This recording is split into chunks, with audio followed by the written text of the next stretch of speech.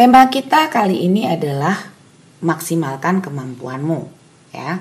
Nah, sehingga firman yang akan diberikan itu diambil dari Matius 25 ayat 14 sampai 30.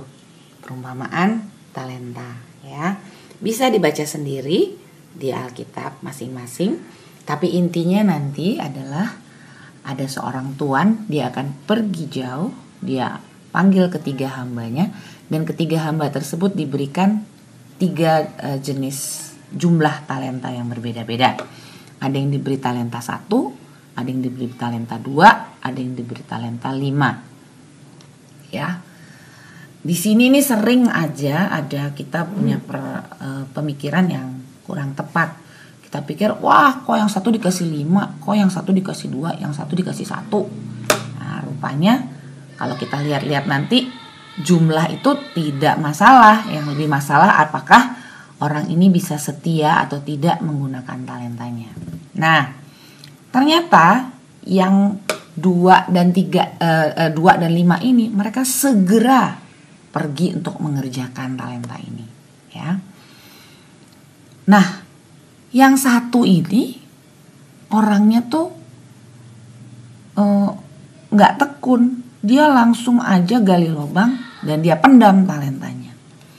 Nah, ternyata Tuhan itu pergi lama sekali, ya. Lalu, tapi satu saat tiba-tiba si Tuhan ini kembali.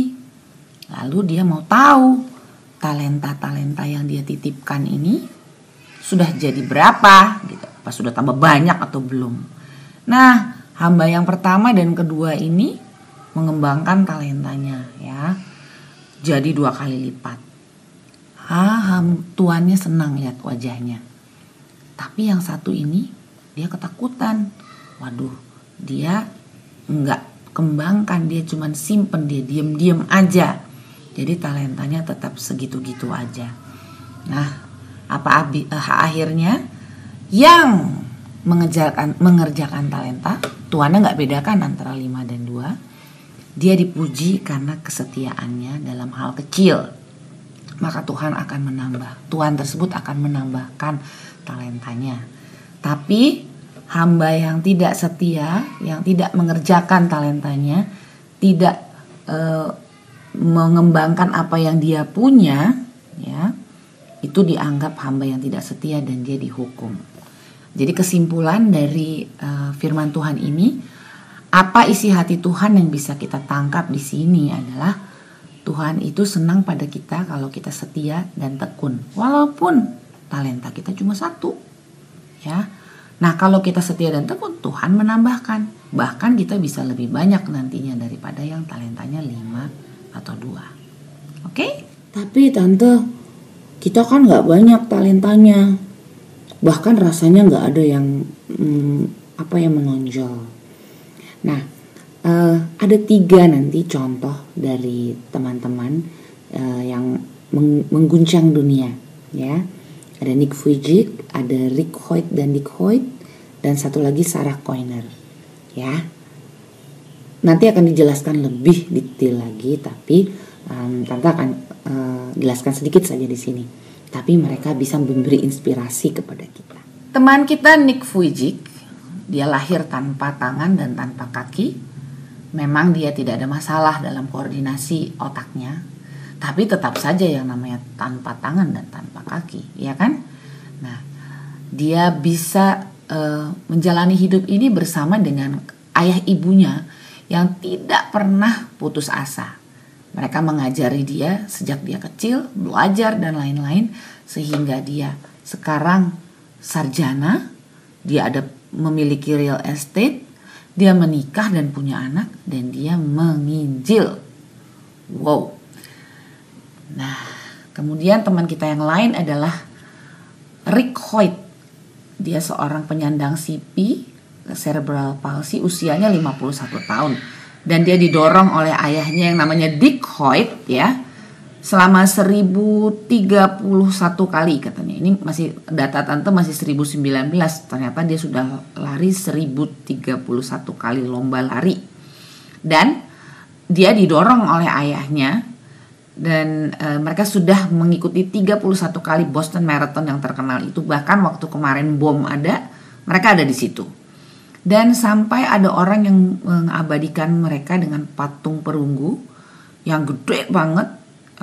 Dan patung itu diberi judul Yes, You Can. Ini untuk memotivasi orang-orang yang selalu berpikir, aku bisa apa ya? Gitu. Ini dia nih, Rick Hoyt dan Dick Hoyt, pasangan ayah dan anak. Nah, yang ketiga adalah contoh dari Sarah Koiner. Sarah Koiner ini dia cedera otak, ya. Kalau yang dua ini cedera otak, ya. Jadi dia nggak bisa bicara. Kalau Nick otaknya nggak kenapa-kenapa. Tapi ketiga ini semuanya diperlengkapi Tuhan karena mereka setia.